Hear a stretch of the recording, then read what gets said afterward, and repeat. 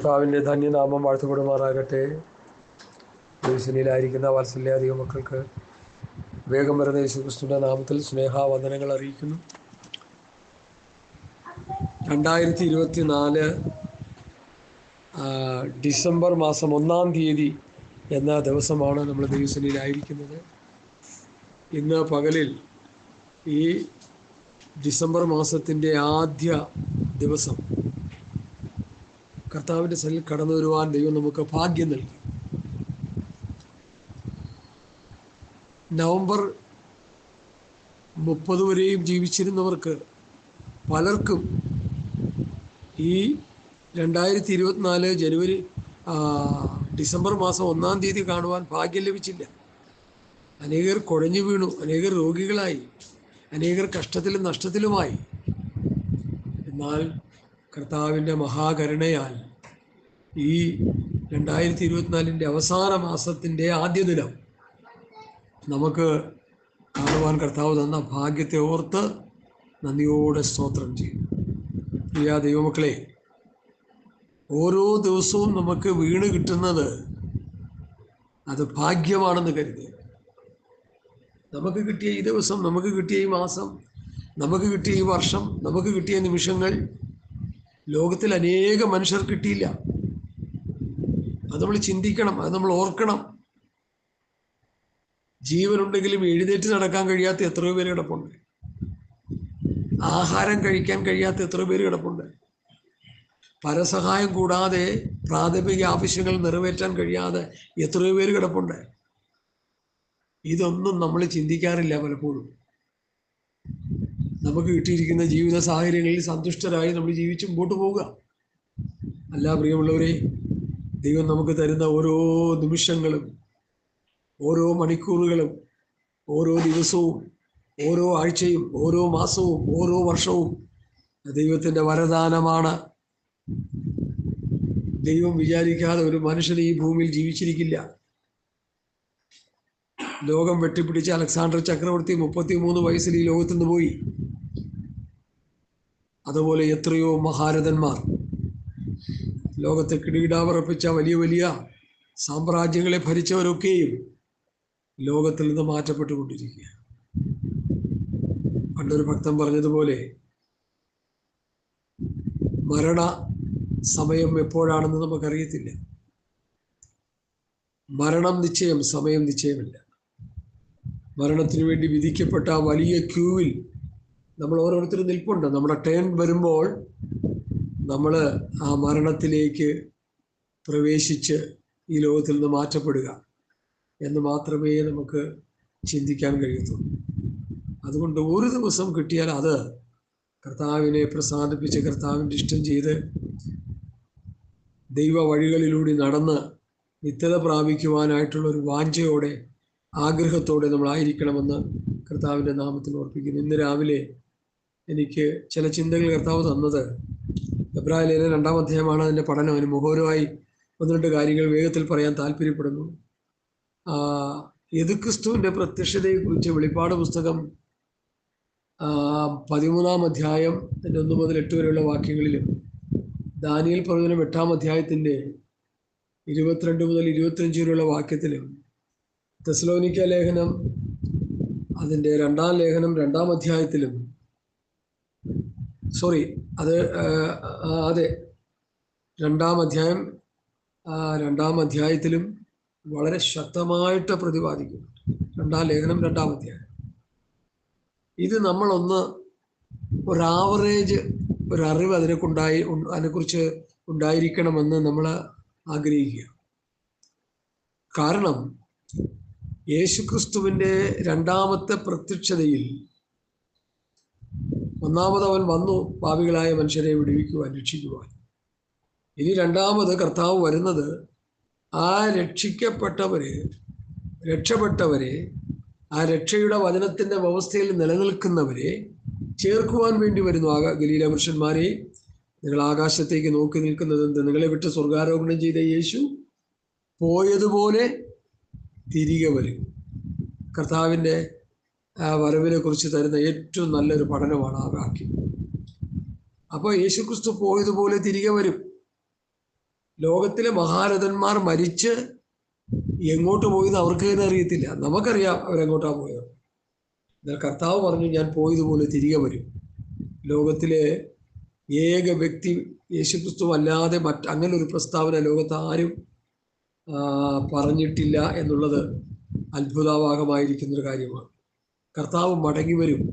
എന്തിന്? തൻ്റെ നിർമ്മല കന്യകയായ ദൈവസഭയെ ചേർക്കാൻ, തൻ്റെ ശരീരമായ സഭയെ ചേർക്കുവാൻ. നിങ്ങൾ ദൈവത്തിൻ്റെ മന്ദിരമെന്നും ദൈവത്തിൻ്റെ ആത്മാവ് നിങ്ങൾ വസിക്കുന്നുവെന്നും നിങ്ങൾ അറിയുന്നില്ലയോ എന്ന വചനവസ്തു പ്രകാരം ദൈവത്തിൻ്റെ കെട്ടിടമായ അല്ലെങ്കിൽ ദൈവം വസിക്കുന്ന മന്ദിരമായ സഭയെ ചേർക്കാൻ കർത്താവ് വരുന്നു. 3 പഠനങ്ങളാണ് പൗലോസ് പറഞ്ഞിരിക്കുന്ന ശ്രദ്ധേയമായ പഠനം. സഭ ക്രിസ്തുവിൻ്റെ ശരീരം, സഭ കന്യക അല്ലെങ്കിൽ മണവാട്ടി, 3 ദൈവത്തിൻ്റെ മന്ദിരം. ഈ 3 പഠനങ്ങൾ നിർഭാഗ്യവശാൽ ഇന്നത്തെ ആത്മീയ ഗോളത്തിൽ വളരെ പ്രസംഗിക്കപ്പെടാതിരിക്കുന്ന ഒരു വിഷയമാണ്. വളരെ ചുരുക്കം ചില ശുശ്രൂഷകന്മാർ മാത്രമേ അതിനെക്കുറിച്ച് പ്രതിപാദിക്കുന്നുള്ളൂ. അങ്ങനെ പ്രതിപാദിക്കുന്നുവെങ്കിൽ പോലും അതിൻ്റെ വിശദാംശങ്ങളിലേക്കൊന്നും ആരും കടക്കുന്നില്ല. കാരണം അതിന് ഗഹനമായൊരു വിഷയം തന്നെയാണ്. ദൈവവചനം പരമേൽപ്പിക്കാത്തവർക്ക് അത് പറയാൻ കഴിയില്ല എന്നുള്ളതും ഒരു യാഥാർത്ഥ്യമായിരിക്കുന്നു. അതുകൊണ്ട് നമ്മൾ കർത്താവിൻ്റെ വരവിന് വേണ്ടി ഒരുങ്ങി വിശുദ്ധിയോടെ നിർമ്മലതയോടെ ആയിരിക്കുന്നില്ലെങ്കിൽ നമ്മൾ ക്രിസ്തുവിൻ്റെ വരവിൽ നമ്മൾ പെട്ടുപോകും, കണിയിൽ അകപ്പെട്ടു പോകും. മത്സ്യം വലയിൽ അകപ്പെട്ടു പോകുന്ന പോലെ, പക്ഷി കെണിയിൽ അകപ്പെട്ടു പോകുന്ന പോലെ നമ്മൾ അകപ്പെട്ടു പോകും. അതാ ഇവിടുത്തെ പ്രശ്നം. അത് പലരും വേണ്ട രീതിയിൽ കാണുന്നില്ല, ഗൗരവത്തോടെ കാണുന്നില്ല എന്നൊരു വലിയ പരാതി എപ്പോഴും ഞാൻ ചിന്തിക്കാറുണ്ട്. കർത്താവിൻ്റെ വരയിൽ പോയില്ലെങ്കിൽ എന്താ അനന്തര അവസ്ഥ? ലോകജാതികൾക്ക് അതിനെക്കുറിച്ച് വിഷയമില്ല, അവരത് അറിയാതെ മുമ്പോട്ട് പോവുക. എന്നാൽ വീണ്ടെടുക്കപ്പെട്ടു എന്ന് അവകാശപ്പെടുന്ന ദൈവമക്കൾക്ക് അങ്ങനെ ഒരു വിഷയം വളരെ ഗൗരവമായി കാണേണ്ടതായിട്ടുണ്ട്. ഈ വിഷയത്തെക്കുറിച്ച് ശുശ്രൂഷവൃന്ദങ്ങൾ ജനത്തെ പഠിപ്പിക്കുകയോ അവരതിനു വേണ്ടി ഒരുങ്ങുകയോ ചെയ്യുന്ന രീതികളൊന്നും കാണുന്നില്ല. കോട്ടയത്ത് കഴിഞ്ഞ ദിവസം നടന്ന പ്രത്യാശ ഉത്സവം എന്നൊരു ചടങ്ങ്, സ്തോത്രം, അത് വലിയ ഒരു മെഗാ മീറ്റിംഗ് ആയിട്ടാണ് സംഘാടകർ അറേഞ്ച് ചെയ്തത്. അതിൻ്റെ എല്ലാ ഭാരവാഹികളും തന്നെ നല്ലൊരു ശതമാനം കൾട്ടാണെന്ന് പറയുന്നതിൽ എനിക്ക് സന്തോഷമുണ്ട്. കാരണം അവിടെ പ്രസ്താവിക്കപ്പെട്ട പല കാര്യങ്ങളും വചനവിരുദ്ധമായ കാര്യങ്ങളായിരുന്നു. ഞാനതിവിടെ തുറന്നു പറയാനായിട്ട് താല്പര്യപ്പെടുന്നില്ല. ഞാനതിനെക്കുറിച്ച് 1-2 ക്ലിപ്പുകളൊക്കെ ചെയ്തു കഴിഞ്ഞു. അതിനുശേഷം ഇന്നലത്തെ വചനശേഷം അത് മുഴുവൻ അത് തന്നെയായിരുന്നു. ഒരിക്കലും പ്രസ്താവിക്കപ്പെടാൻ പാടില്ലാത്തതായ പ്രസ്താവനകൾ അവിടെ ചില ശുശ്രൂഷകന്മാർ പറയാനിടയായി. എന്തുകൊണ്ടാണ് അങ്ങനെ പറഞ്ഞു എന്നുള്ളത് ആത്മീയഗോളത്തിൽ വലിയ ചിന്താവിഷയമായി എടുത്ത് പലരും അതിനെക്കുറിച്ച് രൂക്ഷമായ വിമർശനങ്ങൾ നടത്തിയിരിക്കുക. ഞാൻ ഏറ്റവും വലിയ രൂക്ഷമായ വിമർശനം ഞാൻ അതിനെക്കുറിച്ച് പറയാനിടയായിത്തീരും. അതിലൊന്ന് പറയാതിരിക്കാൻ നിർവാഹമില്ല. ശുശ്രൂഷകന്മാർ അവരുടെ ഭാര്യമാര് മറ്റുള്ള പാസ്റ്റർമാരുടെ അടുക്കൽ പോകാറുണ്ട്. അങ്ങനെ പോയാലും കുഴപ്പമില്ല, അവർ മടങ്ങി വരുന്നു. എങ്ങനെയുണ്ട് ആ പ്രസ്താവന?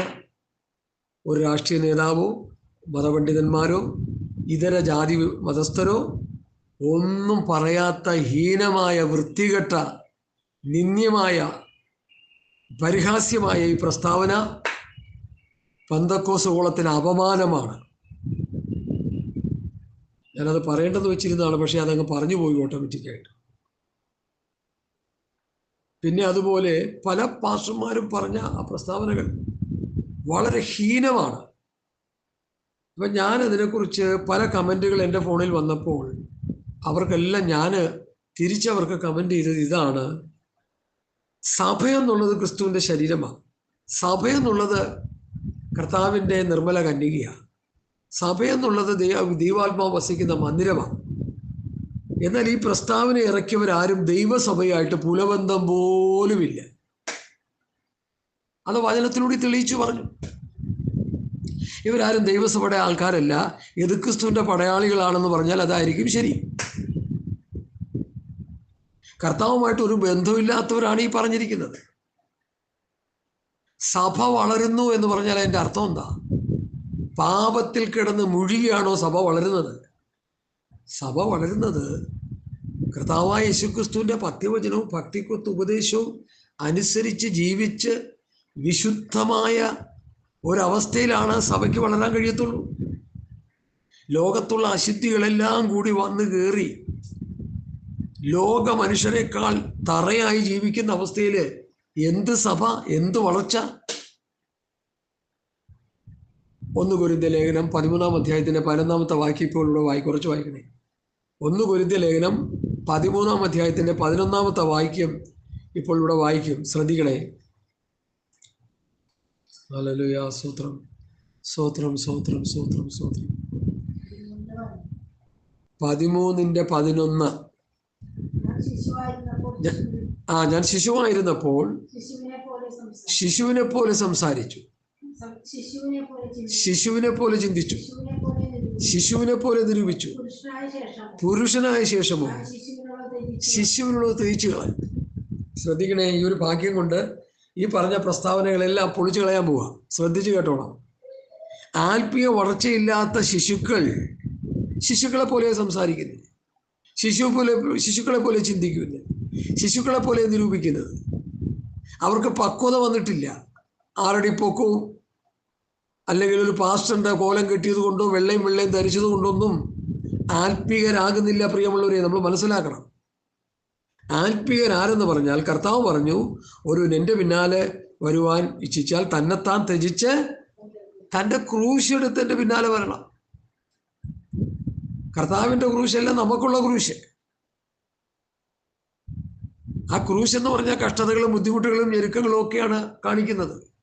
ഈ പറഞ്ഞ മഹാന്മാര് കോടികളുടെ പുഷ്പശയ്യയിൽ കിടന്നുറങ്ങുന്നവരാ.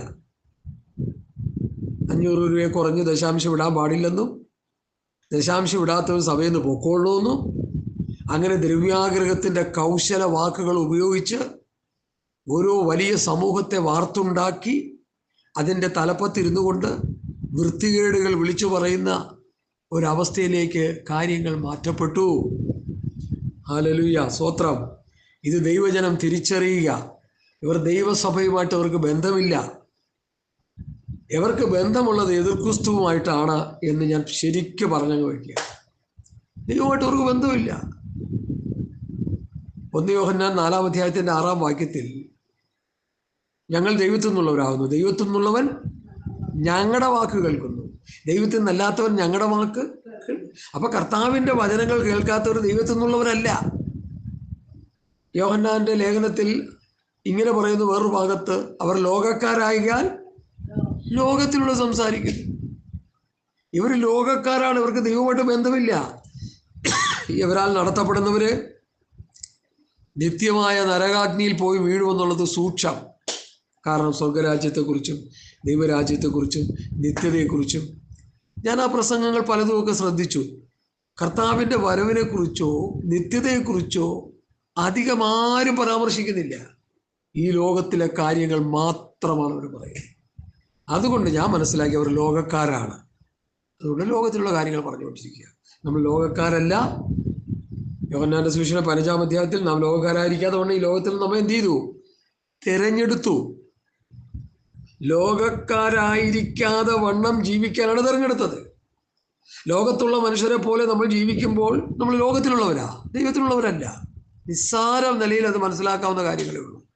അതുകൊണ്ട് പ്രിയമുള്ളവരെ, യേശുക്രിസ്തുവിന്റെ കിരാത ഭരണം ദൈവസഭ മാറ്റപ്പെട്ടാൽ ഈ ഭൂമിയിൽ സംഭവിക്കുമെന്ന് കർത്താവും അപ്പോസ്തലന്മാരും വിശുദ്ധ പ്രവാചകന്മാരും വിശേഷാൽ ദാനിയേൽ പ്രവചനം, വെളിപ്പാട് പുസ്തകം, അതുപോലെയുള്ള മറ്റ് ഇതര പ്രാവചനിക ഗ്രന്ഥങ്ങൾ വളരെ ശക്തമായി കൃത്യമായി പറയുന്നുണ്ട്. കർത്താവായ യേശുക്രിസ്തുവിന്റെ പത്യവചനവും ഭക്തിക്കൊത്ത് ഉപദേശം അനുസരിച്ച് കർത്താവിന്റെ വരവിന് വേണ്ടി ഒരുങ്ങിക്കൊണ്ടിരിക്കുന്നവർ അവരെ എടുക്കപ്പെടാതെ കൈവിടപ്പെട്ടു പോയാൽ അവർക്കായിട്ടൊരു സന്തോഷ വർത്തമാനമാണ് ഞാനിപ്പോൾ പറയാൻ പോകുന്നത്. കർത്താവ് നിങ്ങളെ വന്ന് എടുക്കുന്നില്ലെങ്കിൽ യേശുക്രിസ്തു വന്ന് നിങ്ങൾ എടുക്കും. അതോടെ നിങ്ങളുടെ ജീവിതം അധോഗതിയായി തീരും. പിന്നെയാണ് വെളിപ്പാട് പുസ്തകം 9-ാം അധ്യായത്തിൽ നമ്മൾ എപ്പോഴും പഠിക്കുന്ന ഭാഗം, മരണത്തിനു വേണ്ടി കൊതിക്കും, മരണത്തിനു വേണ്ടി ദാഹിക്കും എന്ന് യോഹന്നാൻ അപ്പോസ്തലൻ 9-ാം അധ്യായത്തിൽ എഴുതി വച്ചിരിക്കുന്നു. ആ ഗതികെട്ട അവസ്ഥ ഈ പറഞ്ഞുകൊണ്ടിരിക്കുന്ന എനിക്കും നിങ്ങൾക്കും വരാതിരിപ്പാൻ തക്കവണ്ണം ഇങ്ങനെയുള്ള ദുരുപദേശങ്ങളെയും കൾട്ടുപദേശിമാരെയും വിട്ടൊഴിഞ്ഞു പോകണമേ എന്ന് ഞാൻ കർത്താവിൻ്റെ നാമത്തിൽ നിങ്ങളെ ഓർപ്പിക്കുന്നു. ടൈറ്റാനിക് തകർന്നു പോകാനുള്ള കാരണം ഞാൻ പല പ്രാവശ്യം പറഞ്ഞിട്ടുണ്ട്. മുന്നറിയിപ്പുകളെ അവഗണിച്ചു എന്ന ഏക കാരണമാണ്. അതുപോലെ ദൈവവചനത്തിൻ്റെ മുന്നറിയിപ്പുകൾ കർത്താവ്, തൻ്റെ അപ്പോസ്തലന്മാർ, പഴയ നിയമത്തിലെ വിശുദ്ധ പ്രവാചകന്മാർ അവർ പറഞ്ഞിരിക്കുന്ന മുന്നറിയിപ്പുകളെ നമ്മൾ അവഗണിച്ചാൽ നമ്മൾ കർത്താവിൻ്റെ വരവിൽ കൈയിടപ്പെട്ടു പോവുകയും യെശുക്രിസ്തുവിൻ്റെ കിരാത ഭരണത്തിൻ്റെ കീഴിൽ നമ്മൾ ഞെരിഞ്ഞമർന്നു പോവുകയും ചെയ്യും എന്ന് ഞാൻ ശക്തമായ ഭാഷയിൽ ഈ 2024 ഡിസംബർ മാസം 1-ാം തീയതി പ്രഭാതത്തിൽ ഞാൻ നിങ്ങളോട് ശക്തമായി പറയുകയാണ്. എനിക്കത് പറയാനുള്ള ഉത്തരവാദിത്വം എന്നിൽ നിക്ഷിപ്തമായതുകൊണ്ടാണ് ഞാൻ പറയുന്നത്. പണ്ട് എനിക്കൊന്നും അറിയത്തില്ലായിരുന്നു.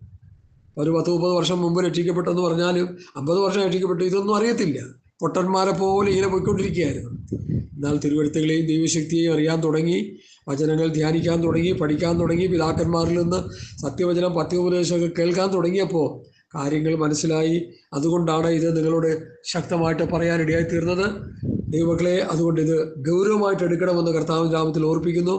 എബ്രായർ 2-ാം അധ്യായത്തിലേക്ക് ഞാൻ വരുന്നു. അതുകൊണ്ട് നാം വല്ലപ്പോഴും ഒഴുകിപ്പോകാതിരിക്കേണ്ടത് കേട്ടതധികം ശ്രദ്ധയോടെ കരുതിക്കൊള്ളണം. മോശയിക പ്രമാണം കൊടുക്കുമ്പോൾ അവിടെയും ദൈവം പറയുന്ന ഒരു ഭാഗം എനിക്ക് ഓർമ്മ വന്നു പോവുകയാണ്. ഞാൻ നിന്നോട് കൽപ്പിക്കുന്ന ഈ പ്രമാണങ്ങൾ നീ ശ്രദ്ധയോടെ കേട്ടനുസരിക്കണം. നോക്കാം, ഇസ്രായേൽ ജനത്തിന് കൊടുക്കുന്ന പ്രമാണവും ശ്രദ്ധയോടെ കേട്ടനുസരിക്കണമെന്ന് ദൈവം പറയുമ്പോൾ, പുതിയ നിയമ വ്യവസ്ഥയും പൗലോസ് പറയുന്നത് ശ്രദ്ധയോടെ നാം കേൾക്കണം. ഈ ശ്രദ്ധ പോയാൽ എന്ത് പറ്റും? ഗ്രഹിക്കാൻ കഴിയത്തില്ല. ഞാൻ തമിഴ്നാട്ടിൽ 2 വർഷം ഉണ്ടായിരുന്നു എൻ്റെ ട്രെയിനിങ് പീരീഡിൽ, ജോലിയോടനുബന്ധിച്ച്. അവിടെ ഒരു തമിഴൻ്റെ വീട്ടിൽ ഞാൻ പല പ്രാവശ്യം എനിക്കത് പഠിച്ച് മനസ്സിലാക്കിയ കാര്യം, തമിഴൻ്റെ വീട്ടിലോട്ട് ചെന്നാൽ ഒരു TV വെച്ചിട്ടുണ്ടാവും, ഒരു ടേപ്പ് റെക്കോർഡ് വെച്ചിട്ടുണ്ടാവും,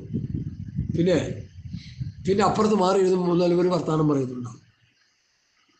ഇതൊക്കെ ആരെങ്കിലും കേൾക്കാനും കാണാനും ഉണ്ട്. അത് അവരുടെ ഒരു ഹോബിയാണ്. TV അവിടെ ഇരുന്ന് വർക്ക് ചെയ്യും, കേൾക്കണവർക്ക് കേൾക്കാം, കാണുന്നവർക്ക് കാണാം. ടേപ്പ് റെക്കോർഡിൽ തമിഴിൻ്റെ പാട്ട് പാടിക്കൊണ്ടിരിക്കും, അപ്പുറത്ത് 2-3 പേര് മാറി ഇത് സംസാരിച്ചുകൊണ്ടിരിക്കും. ഈ കോലാഹലത്തിനിടയിൽ എന്തെങ്കിലും ഒരു കാര്യം നമുക്ക് ഗ്രഹിക്കാൻ പറ്റുമോ? ഒന്നും പറ്റത്തില്ല. TV പറയുന്നത് എന്താണെന്ന് അവർക്കറിയില്ല, ടേപ്പ് റെക്കോർഡ് പറയുന്നത് എന്താണെന്ന് അറിയത്തില്ല, പിന്നെ റേഡിയോ പറയുന്നത് എന്താണെന്ന് അറിയത്തില്ല, സംസാരിക്കുന്ന അങ്ങോട്ടും ഇങ്ങോട്ടും മനസ്സിലാകത്തില്ല. ഒരു വല്ലാത്ത അവസ്ഥ, ഒന്നും ഗ്രഹിക്കാൻ പറ്റത്തില്ല. അതുപോലെ ഇവിടെ പൗലോസ് പറയുന്ന ഈ വിഷയത്തിന് വളരെ പ്രാധാന്യമുണ്ട്. അതുകൊണ്ട് നാം വല്ലപ്പോഴും ഒഴുകിപ്പോകാതിരിക്കേണ്ടതിന്, അപ്പം കേട്ട കാര്യങ്ങൾ ഒഴുകിപ്പോകാതിരിക്കണമെങ്കിൽ അത് ശ്രദ്ധയോടെ കേൾക്കണം. ശ്രദ്ധയോടെ കേട്ട് അത് ഹൃദയത്തിൽ എന്ത് ചെയ്യണം? കരുതിക്കൊള്ളണം, ഹൃദയത്തിൽ സംഗ്രഹിക്കണം. സങ്കീർത്തന പുസ്തകത്തിൽ ഇങ്ങനൊരു വാക്യമുണ്ട്, ഞാൻ നിന്നോട് പാപം ചെയ്യാതിരിക്കേണ്ടതിന് നിന്റെ വചനത്തെ എൻ്റെ ഹൃദയത്തിൽ സംഗ്രഹിക്കുന്നു. വചനം ഹൃദയത്തിൽ സംഗ്രഹിക്കുക, പ്രിയമുള്ളവരെ, ഇത് വളരെ പ്രധാനപ്പെട്ട ഒരു വിഷയമാണ്. നമ്മളൊക്കെ ദൈവമക്കളാണെന്ന് പറഞ്ഞാലും, വേദപുസ്തകം വായിക്കുന്നു, പ്രാർത്ഥിക്കുന്നു, പ്രസംഗം കേൾക്കുന്നു എന്നോ പറഞ്ഞാലും, ഈ കേൾക്കുന്നതും വായിക്കുന്നതും പഠിക്കുന്നതൊന്നും നമ്മുടെ ഹൃദയത്തിലില്ല. ഇതെന്തുകൊണ്ടാ? ശ്രദ്ധയോടെ കേട്ട് ഹൃദയത്തിൽ കരുതാത്തത് കൊണ്ടാണ്. ചില കുട്ടികളെ കുറിച്ച് സാറുമാർ പറയുന്നത് ഞാൻ കേട്ടിട്ടുണ്ട്. അവർ നോട്ട്സ് ഒന്നും എഴുതത്തില്ല, ഫുഡ് നോട്ട്സും എഴുതത്തില്ല, ലെക്ചർ നോട്ടും എഴുതത്തില്ല, ഒന്നും എഴുതത്തില്ല. ആ ടീച്ചർ എടുക്കുന്ന ലെക്ചറിങ് ആ സംസാരം വാക്കുകളിലൂടെ സാറ് പഠിപ്പിക്കുന്നത് ശ്രദ്ധയോടെ കേട്ടിരിക്കും. എന്നിട്ട് സാറന്മാരെ ആ കുട്ടികളെ കുറിച്ച് പറയുന്നത്, ഈ കുട്ടി ഫസ്റ്റ് റാങ്ക് കിട്ടിയ കുട്ടിയാണ്, പക്ഷേ ഇത് നോട്ട് എഴുതുന്നവരായിട്ട് ഞാൻ കണ്ടിട്ടില്ല, പക്ഷേ പഠിപ്പിക്കുമ്പോൾ അത് ശ്രദ്ധയോടെ കേൾക്കും, കേട്ട് ഹൃദയത്തിൽ സംഗ്രഹിക്കും. അങ്ങനെ സംഗ്രഹിക്കുമ്പോൾ ഒരു എക്സാമിനെ ഫേസ് ചെയ്യുമ്പോൾ ആ സംഗ്രഹിച്ച കാര്യങ്ങൾ സ്വത്രം ഹൃദയത്തിൽ നിന്ന് എന്ത് ചെയ്യും? ഓർമ്മപ്പെട്ട് കിട്ടുകയും അത് മനോഹരമായി എഴുതി ആ വലിയ വിജയം കരസ്ഥമാക്കുകയും ചെയ്യും. എന്നതുപോലെ ആത്മീയ കാര്യങ്ങൾ അതിനേക്കാൾ ഗൗരവത്തോടെ കാണണമെന്നാണ് ഞാൻ പറയാറ്. നമുക്കറിയാം, ജനറൽ കൺവെൻഷനൊക്കെ നടക്കുന്ന സമയത്ത് പല ചർച്ചുകളിലും ജനറൽ കൺവെൻഷൻ നടക്കും. അവിടെ കൂടി വരുന്ന 1,00,000 പേരോ 3,400,000 പേരോ 1,00,000 പേരോ ചില ഭാഷന്മാർ പ്രസംഗിക്കുന്ന പ്രസംഗങ്ങളൊന്നും ആരും കേൾക്കാറില്ല. തമ്മിൽ വർത്തമാനം പറഞ്ഞുകൊണ്ടിരിക്കും. പിന്നെ ആ കൺവെൻഷൻ പന്തലിൽ വന്നിട്ട് പുസ്തകം മേടിക്കാൻ അതിന് മേടിക്കാൻ അങ്ങോട്ടും ഇങ്ങോട്ടും അലഞ്ഞു തിരിഞ്ഞ് നടക്കും.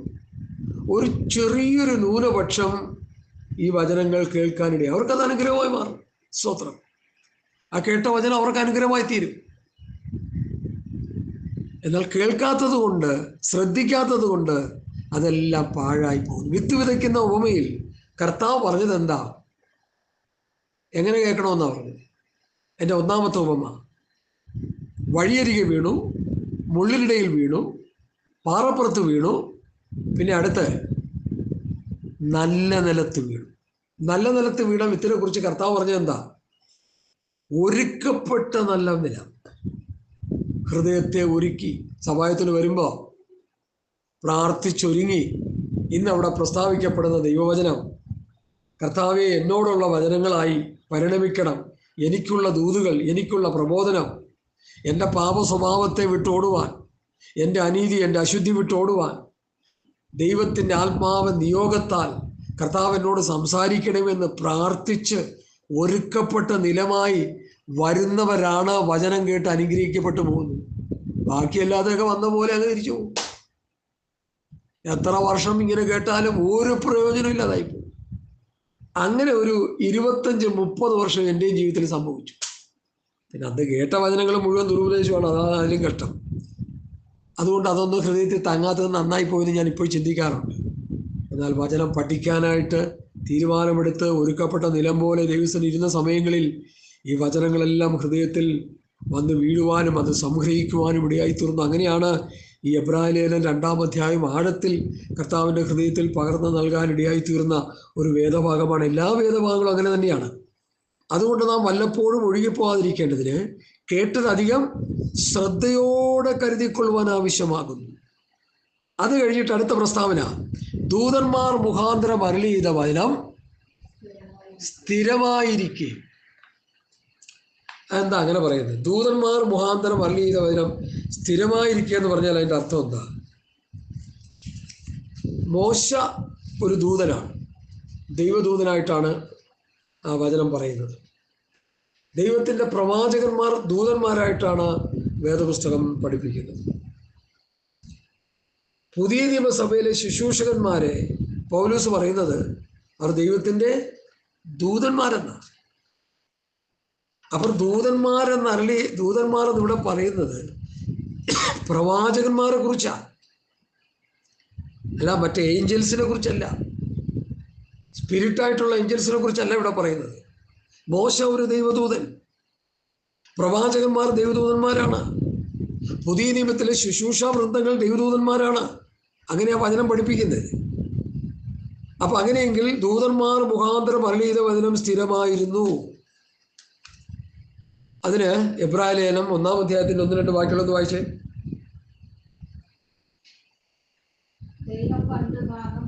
ദൈവം പണ്ട് ഭാഗമായിട്ടും വിവിധമായിട്ടും പ്രവാചകന്മാർ മുഖാന്തരം പിതാക്കന്മാരോട് അരുളി ചെയ്തിട്ട് അന്ത്യകാലത്ത് പുത്രൻ മുഖാന്തരം നമ്മോട് അരുളി ചെയ്തിരിക്കുന്നു. മതി. ദൈവം പണ്ട് ഭാഗമായിട്ട് വിവിധമായി പ്രവാചകന്മാർ മുഖാന്തരം പിതാക്കന്മാരോട് അരുളി ചെയ്തു. ആ പ്രവാചകന്മാരെ ദൂതന്മാരായിട്ടാണ് കാണിക്കുന്നത്. പിതാക്കന്മാരോട് അരുളി ചെയ്തു. അതിന് ഡിസ്പെൻസേഷൻ എന്നൊരു സബ്ജക്റ്റ് നമ്മൾ വചനത്തിലൂടെ പഠിക്കണം. യുഗങ്ങൾ, നിഷ്പാപയുഗത്തിലെ പ്രമാണം, മനസാക്ഷി യുഗത്തിലെ പ്രമാണം, മാനുഷിക ഭരണയുഗത്തിലെ പ്രമാണം, വാഗ്ദത്ത യുഗത്തിലെ പ്രമാണം, ന്യായപ്രമാണ യുഗത്തിലെ പ്രമാണം, കൃപായുഗത്തിലെ പ്രമാണം, മഹോദ്രവ യുഗത്തിലെ പ്രമാണം, സഹസ്രാബ്ദ വാഴ്ചയിലെ പ്രമാണം, നിത്യയുഗം എന്ന് പറയുന്ന എറ്റേണൽ ലൈഫ്, നിത്യമായ യുഗം, പുതിയ ആകാശം പുതിയ ഭൂമിയിലെ ഈ ഏകദേശം 9 യുഗങ്ങളെ കുറിച്ച് വേദപണ്ഡിതന്മാർ പഠിപ്പിക്കുന്നുണ്ട്. ഈ 9 യുഗങ്ങളിലും 9 വ്യവസ്ഥിതികളാണ് ദൈവം വെച്ചിരുന്നത്. പാപം ചെയ്യാത്ത ആദാം വിലക്കപ്പെട്ട കനി ഭക്ഷിക്കുന്ന വരെയുള്ള ആ യുഗത്തിൻ്റെ പേരാണ് നിഷ്പാപയുഗം. വിലക്കപ്പെട്ട കനി ഭക്ഷിച്ചു കഴിഞ്ഞപ്പോൾ ആ നിഷ്പാപയുഗം അവിടെ കൊണ്ട് തീരുകയാണ്. പിന്നെ അടുത്ത യുഗം മനസാക്ഷി യുഗമാണ്. അങ്ങനെ ഓരോ യുഗങ്ങളിലും ഓരോ വ്യവസ്ഥിതിയാണ് ദൈവം വെച്ചിരുന്നതെന്ന് വേദപുസ്തകം പഠിക്കുന്ന പഠിതാക്കൾക്ക് നന്നായിട്ട് മനസ്സിലാക്കാൻ കഴിയും. ഇന്ന് ആരും അതൊന്നും പറയാറില്ല, അതൊന്നും പഠിപ്പിക്കാറില്ല. കയ്യിൽ വല്ല ചക്രം കിട്ടുന്ന കാര്യത്തെക്കുറിച്ചൊക്കെയാണ് പലരും പറഞ്ഞുകൊണ്ടിരിക്കുന്നത്.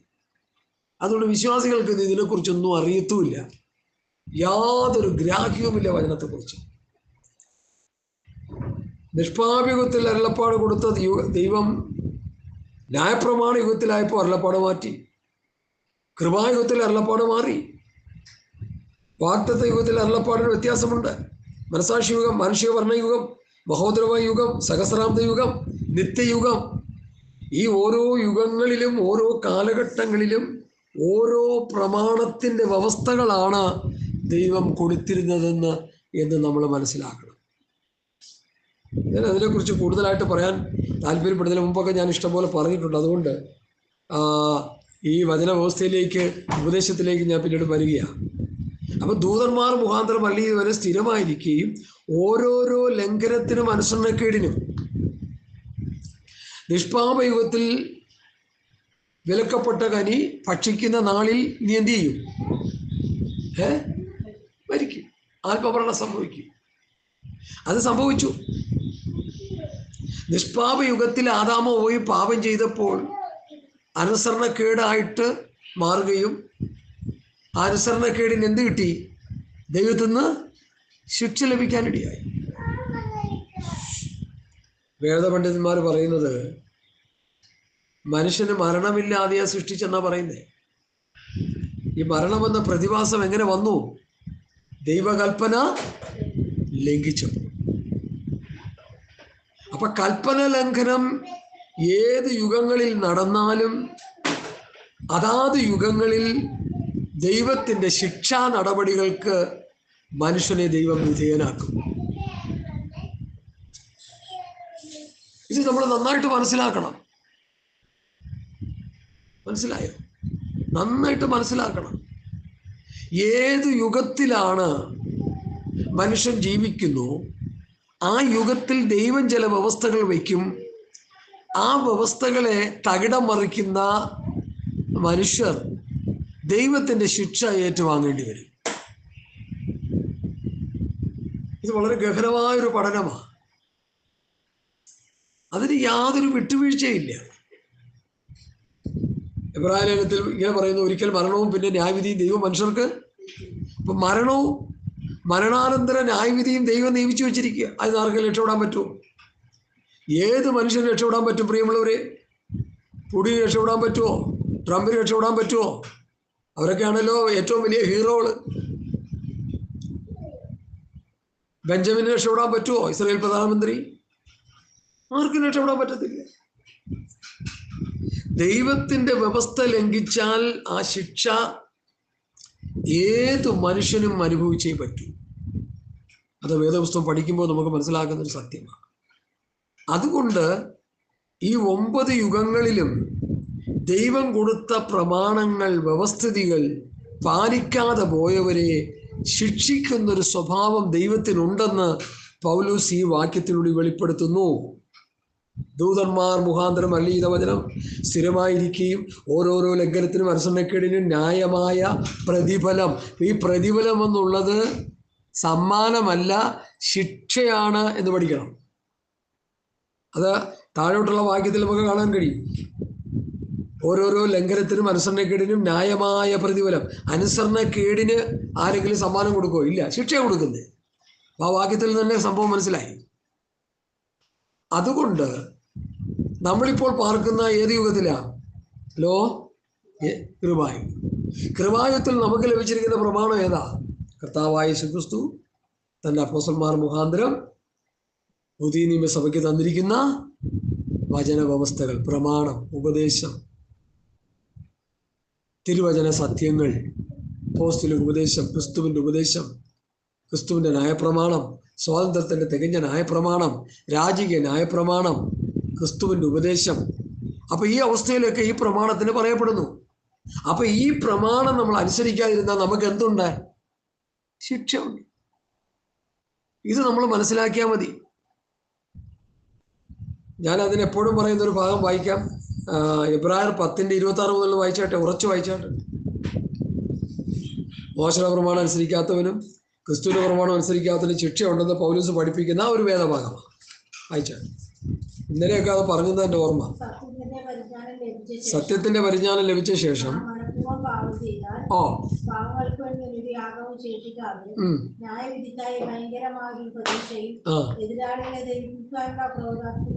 ആമേൻ.